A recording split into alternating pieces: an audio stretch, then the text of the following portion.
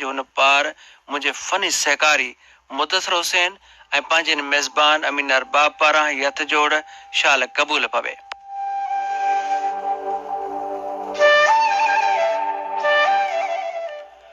उभरे नज़र ईंदड़ चंड जे बेहाल बदन मथां लहंदड़ सोजरा वक़्त जे बेहाल आंगन मंझि छला बणिजी रही त न आहिनि सघिया, पर पोइ बि काइनात जे उसूलनि न ॼाण केतिरियूं कूंज ॻिचियूं मुॾियुनि कातिन सां कटे जज़्बनि जो क़त्लेआम ऐं खीर जहिड़े नाज़ुक ॿाहनि खां सहारा खसिया। शायदि ई असांजी हिन ॻाल्हि सां सहमत थियो दोस्तो।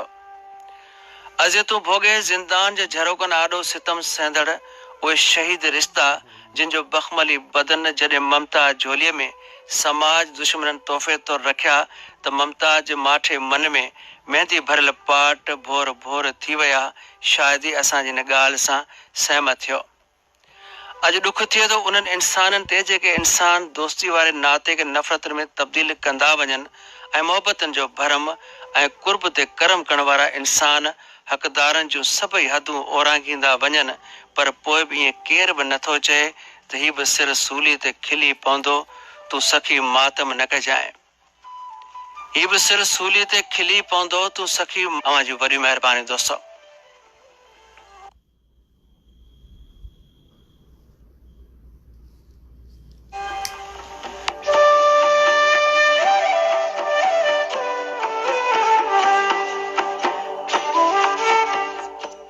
इन खां अॻु जो तन तनाह ख़ामोश स्टूडियो में लफ़्ज़ लड़ी अचनि हिकु आगाही त इंटरनेट ऐं रेडियो पाकिस्तान हैदराबाद जे एप्लीकेशन समेत तव्हां हाणे तारन भरी रात फेसबुक पेज ते बि ॿुधी सघो था असांखे।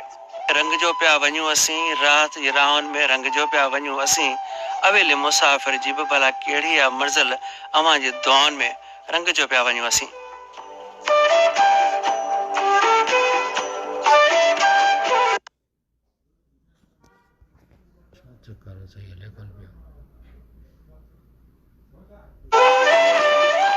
वाह त अवे जो विख विख वधी रहिया आहिनि, पर केर चए कारी राति में हिननि खे त वक़्तु थियड़ खाई थे वियो का नई ॻाल्हि न हुई।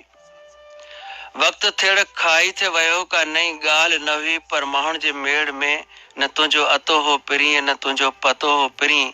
राति जी तनाई में तारनि जे वार कारनि मां पे रोशनी छणी धरतीअ मथे। रात जी तनाई में तारनि जे वार कारनि मां पे रोशनी छणी धरतीअ मथे।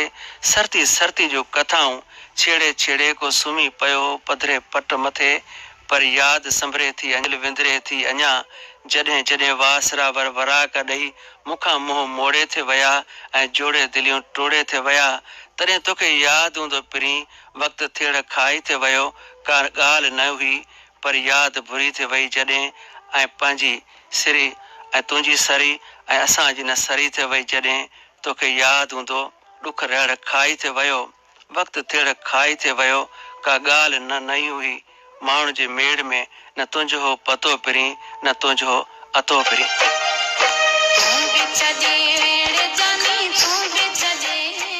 प्रोग्राम त बरार रास्त पेश करे रहिया आहियूं, पर सची ॻाल्हि इहा आहे दोस्तो त हथनि जे आङरनि मां सिरकी वेंदड़ लफ़्ज़नि जी नाराज़गी जा तवील दास्तान ऐं वक़्त जे मयारनि ते रहिजी वियल अनोखी वार्ता जो अजब रंग जेको काल पुखे पियो हो अॼु बि कुखे पियो, पर पोइ बि अवां सजण जी सांग अञा बि साॻी आहे। यादि कयो असांखे नौशर फिरोज़ खां मीर हसन महर ख़ैरपुर नाथन शाह का कमरदीन लांडर यादि कयो सां गॾु मौजूदु आहे शाह नवाज़ लांडर साईं, तव्हांजी वॾी महिरबानी। पंगड़ियो खां असांजो महिरबानी आहे नाज़ जमील अहमद खोसो खेपरे खां आजिज़ खोखर यादि कयो आहे ॻोठ हाजी मोहम्मद ख़ान मशहूरी खां असांखे ख़त लिखियो आहे महरम अली मशहूरी ऐं मंसूर अली मशहूरी, अकरी शरीफ़ खां उदास मोहम्मद आलम शर ऐं परवेज़ आलम शरबा, तव्हांजी वॾी महिरबानी। ॻोठ मीर शेर मोहम्मद ख़ान टालपुर खां मीर अलहयार ख़ान टालपुर, ॻोठ मेवे ख़ासकली खां हाजी खान ख़ासकली यादि कयो साईं, तव्हांजी वॾी महिरबानी। फुल शहर खां असांखे यादि कयो ज़ुल्फ़कार अली खोसो, ॻोठ मीर ठारो खां डावच खां मीर अयूब डावच ऐं नौशर फिरोज़ खां शाद मोहम्मद डायरी यादि कयो। अवां सभई नए नवेल साल में बि असांखे यादि पिया करियो ऐं असीं अवां जी आजियां पिया करियूं। सच पुछो सुठो पियो लॻे दोस्तो। विछाए नेण वाटनि ते ॾिस जनवरी जी आजां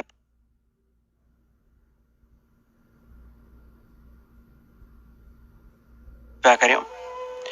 विछाए नेण वाटन ते ॾिस जनवरी जी आजियां पिया करियूं पिरीअ जे वार घाटनि ते ॾिस जनवरी जी आजियां पिया करियूं सजाए राति डिघीअ खे हुन लाइ वठी हिंदोरो रखियो आहे सीअ सर्द सनाटनि में ॾिस जनवरी जी आजियां पिया करियूं विछाए नेण वाटनि ते ॾिस जनवरी जी आजियां पिया करियूं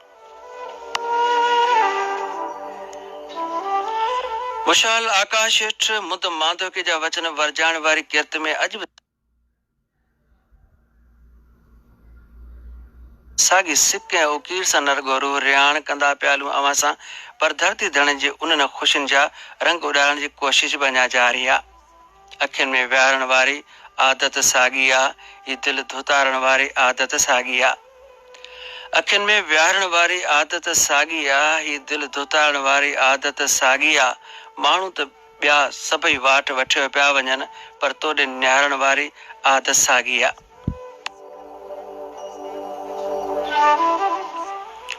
तारनबे रात में ख़ामोश चोले टांकिल हियन महबूब हाणे लफ़्ज़नि जी दुनिया अखियुनि जे अणनि में वणी विल रात आधी उथी हली अचण जहिड़ा अहसास ऐं पाज़ेब निमा हल्की हल्के हिन आवाज़ में असां सिधो सऊं अवां सां मुखातिब रात अंधारी में कंहिं असांखे बि सारियो हो रात अंधारी में कंहिं असांखे बि सारियो हो अख कारी में कंहिं असांखे बि सारियो हो मूं घूर ॾेई ॾिठो उन अख पूरे हो ॾिठो मुर्क प्यारी में कंहिं असांखे बि सारियो हो क़िस्मत जुदा कयो वानत दूर केरु रहंदो क़िस्मत जुदा कयो वानत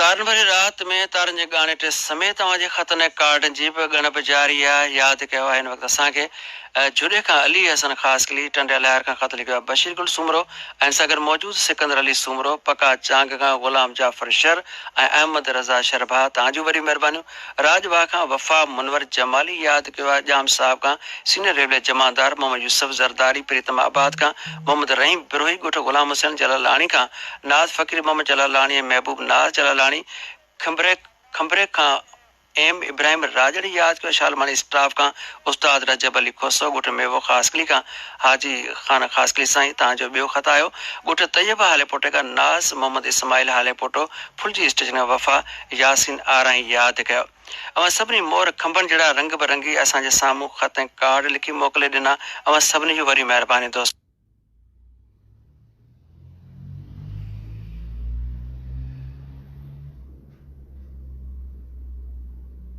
गायो दर्दन दरगाह जियां धमाल में ॿीहर हीबत तमन्ना वई टपी नए नवेले साल में न नचासी मोर बणिजी न को भायो टेल वांगर तड़पी लुछासी थर जियां रुंज ऐं जंजाल में ॿीहर तमन्ना वई टपी नए नवेले साल में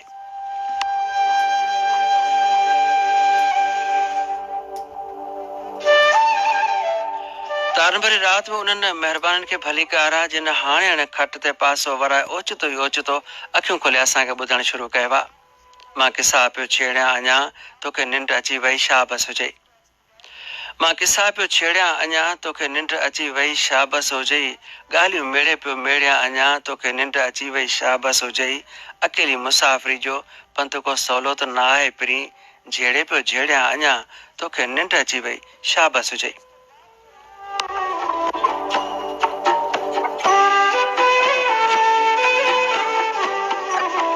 तारन भरी रात में लड़ी पियल लम्हनि जूं निशानियूं साण करे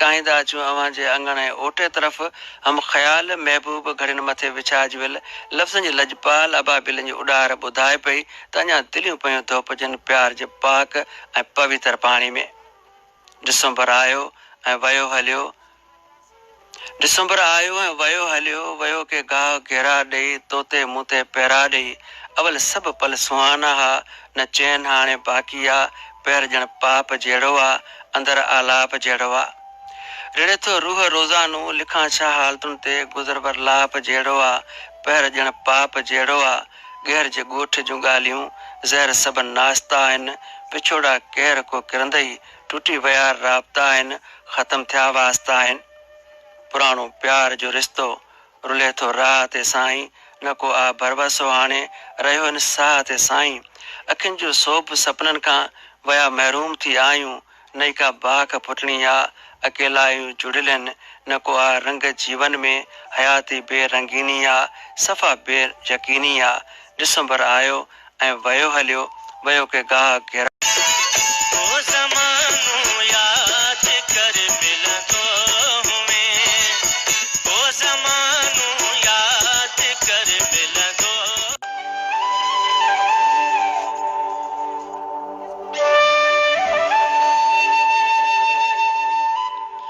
तारन भरी रात जो सफ़र रवां दवा आहे हलूं था कराची स्टूडियो जितां नशर कई वेंदी सिंधी सिलवे जी अॼोकी कार्रवाई जी radio report. Radio Pakistan Karachi पेश खिदमत आहे सिंध असेंबली जे इजलास जी कार्रवाई जो खुलासो। सिंध असेंबली के आज के इजलास की कार्रवाई के खुलासे के साथ मैं हूं गुलनार जावेद। सिंध असेंबली का इजलास आज स्पीकर आगा सराज रिफ्रेश करें जिस तरह खबर खत्म थियन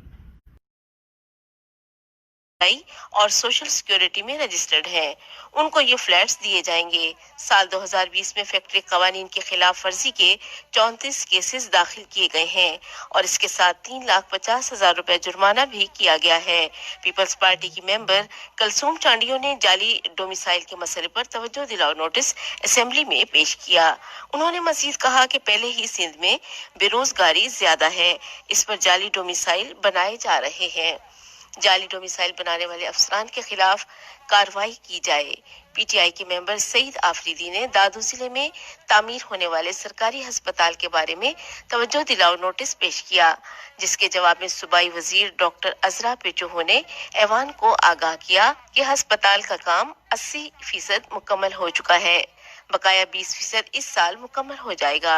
इसके अलावा पीटीआई के एक और मेंबर जनाब जमाल सिद्दीकी ने खैरपुर जिले में 7 साल की मासूम बच्ची मोनिका से होने वाली ज्यादती और कत्ल के खिलाफ तवज्जो दिलाओ नोटिस पेश किया, जिसके जवाब में सूबाई वजीर इम्तियाज शेख ने कहा कि ये बड़ा अफसोसनाक वाक़या है। इस केस पर जीआईटी बनाई गई है। वजीर आला सिंध ने इस केस का सख्त नोटिस लिया है और जवाबदारों को जल्द सजा का मुतालबा किया है। सिंध असेंबली की रुकन डॉक्टर सीमा रजा ने साइट इंडस्ट्रियल एरिया की सड़कों की खस्ता हालत के मुतालिक तवज्जो दिलाओ नोटिस पेश किया। उन्होंने ऐवान को बताया कि कराची साइट, गुलबाई साइड थाना और हबीब चौरंगी के इलाकों में सड़कों की हालत इंतहाई खराब है, जिसके जवाब में सूबाई वजीर सैयद नासिर हुसैन शाह ने कहा कि सड़कों की हालत बिल्कुल खराब है, जिनकी दोबारा तामीर के लिए सिंध हुकूमत ने 1 अरब रुपए की खतीर रकम मुख्तस की है। इनके टेंडर मंजूर कर लिए गए हैं। साइट एरिया में 6 महीने के अंदर सड़कों की तामीर का काम मुकम्मल किया जाएगा। वफाकी हुकूमत की तरफ से सिंध सूबे को 84 अरब रुपए कम मिले हैं। इसके अलावा पीपी की मेंबर मारवी फसी की तरफ से पाकिस्तान मेडिकल कमीशन की तरफ से मेडिकल के तालिब इल्मों के खिलाफ होने वाली नाइंसाफी के खिलाफ एक तहरीक पेश की गई। उन्होंने ऐवान को बताया कि यूनिवर्सिटीज में दाखिले के लिए सिंध का डोमिसाइल होना जरूरी है। मुत्तहिदा के मेंबर मोहम्मद हुसैन ने बताया कि सिंध में हजारों की तादाद में मेडिकल के तालिब इल्मों के साथ नाइंसाफी हुई है। इस सिलसिले में बनाई जाने वाली पॉलिसी तालिब इल्मों, पीपल्स पार्टी और मुत्तहिदा की तरफ से मुस्तरद कर दी गई। जीडीए के मेंबर नंद कुमार ने बताया कि मेडिकल के दाखिला टेस्ट में बहुत गलतियां की गई हैं। सिंध के डोमिसाइल की शर्त खत्म करके सिंध के नौजवानों को मेडिकल के इदारों में दाखिले से महरूम किया गया है। हम इस पॉलिसी को मुस्तरद करते हैं। पीपी की मेंबर गजाला सियाल ने कहा कि मेडिकल के तलबा के साथ बड़ी ज्यादती हो रही है। लगता है कि 18वीं तरमीम खत्म करने के लिए ये सब कुछ किया जा रहा है। जीडीए की रुकन नुसरत सहरा अब्बासी ने कहा कि कराची में एक तालिब इल्म की जगह पर दूसरे सूबे के तालिब इल्मों को दाखिला दिया गया है। सेनेट और कौमी असेंबली में पाकिस्तान पीपल्स पार्टी के अरकान को आवाज उठानी चाहिए। सिंध के साबिक वजीर आला सैयद कायम अली शाह ने कहा कि किसी जमाने में सूबा सिंध तालीम के हवाले से सबसे आगे था। पीपी के रुकन इमदाद पताफी ने कहा कि इस मुल्क में एक आइन के तहत हुकूमत है। पीपी अवामी और गरीबों की पार्टी है। सूबाई वजीर डॉक्टर अजरा पेचोहो ने कहा कि तालीम मुकम्मल तौर पर सूबाई सब्जेक्ट है। मेडिकल टेस्ट विफाकी निसाब के तहत लिए गए हैं। इस टेस्ट के खिलाफ तलबा अदालत में गए हैं। अगर दूसरे सूबे के तलबा को मेडिकल में यहाँ दाखिला दिया गया तो वो मेडिकल की तालीम मुकम्मल करके अपने सूबों में चले जाएंगे, जिसकी वजह से सिंध सूबे में डॉक्टरों की कमी हो जाएगी। सूबाई वजीर मुकेश कुमार चावला की जानिब से पीएमसी की पॉलिसी के खिलाफ ऐवान में करारदाद पेश की गई, जो ऐवान में इत्तफाक राय से मंजूर कर ली गई। इसके साथ ही स्पीकर ने इजलास कल तक के लिए मुलतवी कर दिया। अब आप सिंध असेंबली के आज के इजलास की कार्रवाई का खुलासा सिंधी में सुनिए। सामिन सिंध असेंबली जे इजलास जी कार्रवाई जो खुलासो साण करे हाज़िर आहियां अता हुसैन चन्ना। अॼु सिंध असेंबली जो इजलास स्पीकर आगा सिराजुरान जी सदारत में थियो। इजलास जो आगाज़ तिलावत कलाम पाक सां कयो वियो। अॼु जे इजलास में लेबर खाते जे मुतलिक़ सवाल ऐं जवाब थिया। सूबाई वज़ीर लेबर सईद गनीअ सवालनि जा जवाब ॾिना। सूबाई वज़ीर सईद गनीअ ऐवान खे आगाह कयो त पोरियतनि जे लाइ मलीरा में 3800 फ्लैटनि वारो प्रोजेक्ट मौजूदु आहे। उहे फ्लैट पोरियतनि खे अलाट कया वेंदा। जेकी पोरियत EOBI ऐं सोशल सिक्योरिटी में रजिस्टर थियल आहिनि, उन्हनि मज़दूरनि खे उहे फ्लैट ॾिना वेंदा। साल 2020 में फैक्ट्री रूल्स जी भञकड़ी कंदड़नि ते 34 केस दाख़िल कया विया आहिनि। उन्हनि मथां 3.5 लख रुपया ॾंढ विधो वियो आहे। PPG मेंबर कलसूम चांडियो पारां जाली डोमिसाइलनि वारे मसइले ते तवजो ॾियण वारो नोटिस असेंबली में पेश। हुन वधीक चयो त पहिरियां ई सिंध में बेरोज़गारी आहे, मथां वरी कूड़ा डोमिसाइल ठाहे ॾिना पिया वञनि। जाली डोमिसाइल ठाहींदड़ ऑफिसरनि जे ख़िलाफ़ कानूनी कार्रवाई थियणु घुर्जे। PTI जे मेंबर सईद आफरीदीअ पारां दादू ज़िले में सरकारी अस्पताल जो तमीराती कमु मुकमल न थियण बाबति तवजो ॾियण वारो नोटिस। सूबाई वज़ीर डॉक्टर अज़रा फज़ल पेचूअ ॿुधायो त अस्पताल जो तमीराती कमु 80% मुकमल थी चुको आहे। 20% कमु हिन साल में मुकमल थी वेंदो। PTI जे मेंबर जमाल सिद्दीक़ीअ पारां खैरपुर ज़िले में 7 सालनि जी मौसूम नींगरी मोनिका सां जिंसी ॾाढे खां पोइ उनखे क़त्ल जे ख़िलाफ़ तवजो ॾियण वारो नोटिस पेश। सूबाई वज़ीर इम्तियाज़ शेख चयो त हीउ अफ़सोसनाक वाक़ियो आहे। GIT जोड़ी वई आहे। वज़ीर आला पिणु नोटिस वरितो आहे। जल्द जवाबदार गिरफ़्तार कयो वेंदो। सिंध असेंबली में PTI जी मेंबर डॉक्टर सीमा ज़िया पारां साइट इंडस्ट्रियल एरिया में रोडनि जी हालत ख़राब हुअण मुतलिक़ तवजो ॾियण वारो नोटिस पेश कयो वियो। हुन ऐवान खे ॿुधायो त कराची साइट, गुलबाई साइट थाणे, हबीब चौरंगी वारनि इलाइक़नि में रोडनि जी हालत तमामु घणी ख़राब आहे। सूबाई वज़ीर सैयद नासिर हुसैन शाह जवाब ॾींदे ॿुधायो त बिल्कुलु रोडनि जी हालत ख़राब आहे। रोडनि जी तामीरात जे लाइ 1 अरब रुपयनि जो मनसूबो मंज़ूर कयो वियो आहे। उन जो टेंडर बि अची वियो आहे। साइट एरिया में 6 महीननि जे अंदरि रोडनि जी तामीरात जो कमु मुकमल थी वेंदो। वफ़ाक़ पारां हिन वक़्तु बि सिंध सूबे खे 84 अरब रुपया घटि ॾिना विया आहिनि। पाकिस्तान पीपुल्स पार्टी जी मेंबर मारवी फसीह पारां पाकिस्तान मेडिकल कमीशन पारां मेडिकल जे शागिर्दनि सां इम्तिहान में थियल नाइंसाफ़ीअ ख़िलाफ़ रिथ ऐवान में पेश कई वई। हुन ऐवान खे ॿुधायो त कॉलेजनि ऐं यूनिवर्सिटियुनि में दाख़िला लाइ सिंध जो डोमिसाइल जो शर्त ख़तमु कयो वियो आहे, जेका सरासर नाइंसाफ़ी आहे। मुतहदा जे मेंबर मोहम्मद हुसैन ॿुधायो त सिंध जे हज़ारे मेडिकल जे शागिर्दनि सां वॾी नाइंसाफ़ी थी आहे। जेका पॉलिसी ठाही वई आहे, उनखे शागिर्दनि, पीपुल्स पार्टी ऐं मुतहदा जे मेंबरनि पिणु रद्द कयो आहे। GDA जे मेंबर नंद कुमार पिणु ॿुधायो त मेडिकल जे दाख़िला टेस्ट में वॾियूं ग़लतियूं कयूं वयूं आहिनि। सिंध जो डोमिसाइल ख़तमु करण वारो शर्त सिंध जे नौजवाननि खे मेडिकल इदारनि मां दाख़िला खां महरूम कयो वियो आहे। असां अहिड़ी पॉलिसी खे रद्द कयूं था। PPG मेंबर ग़ज़ाला सियाल चयो त मेडिकल जे शागिर्दनि सां वॾी ज़्यादती थी रही आहे। लॻे थो त अहिड़ी तरमीम खे ख़तमु करण जे लाइ सभु कुझु थी रहियो आहे। GDA जी मेंबर नसर सर अब्बासीअ चयो त कराचीअ में हिकु शागिर्द जी जॻह ते ॿियनि सूबनि जे शागिर्दनि खे दाख़िला ॾिनियूं वयूं आहिनि। सेनेट ऐं क़ौमी असेंबली में पाकिस्तान पीपुल्स पार्टी जे मेंबरनि खे आवाज़ उथारणु घुर्जे। सिंध जे साबिक़ वज़ीर आला सैयद क़ाइम अली शाह चयो त कंहिं ज़माने में सिंध सूबो तालीम जे लिहाज़ खां सभ खां अॻिते हुयो। PP जे मेंबर इमदाद पिथाफी चयो त हिन मुल्क में हिकु आइन तहत हुकूमत आहे। PP अवामी ऐं ग़रीबनि जी पार्टी आहे। सूबाई वज़ीर सिहत डॉक्टर अज़रा फज़ल पेचूअ चयो त तालीम मुकमल तौर ते सूबाई सब्जेक्ट आहे। मेडिकल जी टेस्ट वफ़ाक़ी निसाब तहत वरिती वई आहे। हिन टेस्ट ख़िलाफ़ शागिर्द अदालत में वियल आहिनि। जेकॾहिं ॿियनि सूबनि मां शागिर्द हिते मेडिकल में दाख़िला वठंदा त उहे मेडिकल जी तालीम मुकमल करे पंहिंजनि सूबनि ॾांहुं हलिया वेंदा, जंहिं सबबु सिंध सूबे में डॉक्टरनि जी खोट पैदा थी वेंदी। सूबाई वज़ीर मुकेश कुमार चावला पारां PMC पॉलिसी जे ख़िलाफ़ ऐवान में रिथ पेश कई वई, जेका ऐवान में इतफ़ाक़ राय सां मंज़ूर कई वई। अहिड़ीअ तरह स्पीकर सिंध असेंबलीअ जो अॼोको इजलास सुभाणे ते मुलतवी करे छॾियो। हींअर अवां सिंध असेंबली जे इजलास जी कार्रवाई जो ख़ुलासो ॿुधी रहिया हुआ। रिपोर्टर सैयद इरफान अली शाह, प्रोड्यूसर रोशन अली कल्होड़ो, निगरान महबूब सरवर। पेशकश रेडियो पाकिस्तान कराची।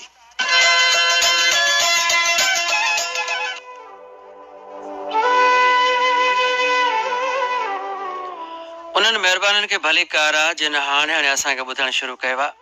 तारंबरी रात पुरां पेश करे रहिया आहियूं सूबाई नशरियाती राब्ते ते। रेडियो पाकिस्तान मिठी बिरशाह खैरपुर लाड़काणो ऐं कराची समेत FM 101 internet radio Pakistan Hyderabad जी एप्लीकेशन ऐं तारंबरी रात फेसबुक पेज तां बि अमी हिकु ई वक़्तु ॿुधी रहिया आहियो असांखे।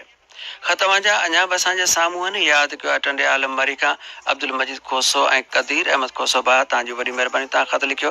टंडे केसर खां फज़ल निज़ामाणी यादि कयो आहे। महिरबानी साईं फज़ल, तव्हां असांखे टंडे केसर खां यादि कयो, वॾी महिरबानी। ॻुठ अलहाज मोहम्मद इब्राहिम बबर खां इनायतुल्ला बबर ऐं मोहम्मद आलम बबर।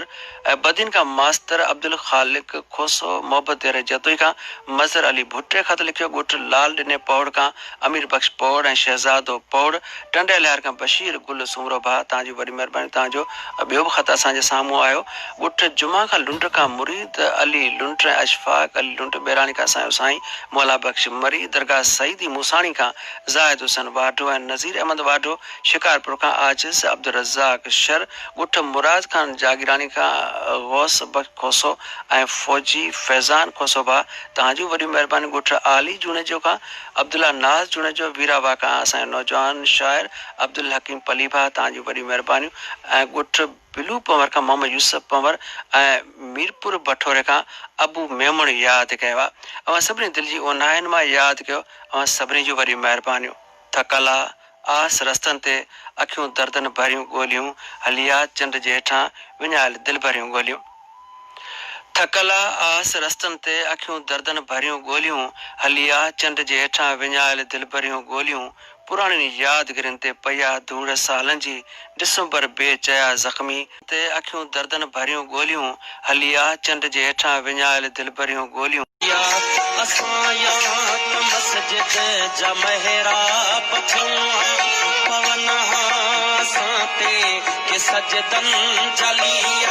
न हो इश्क में हज जो इम्कान कोई।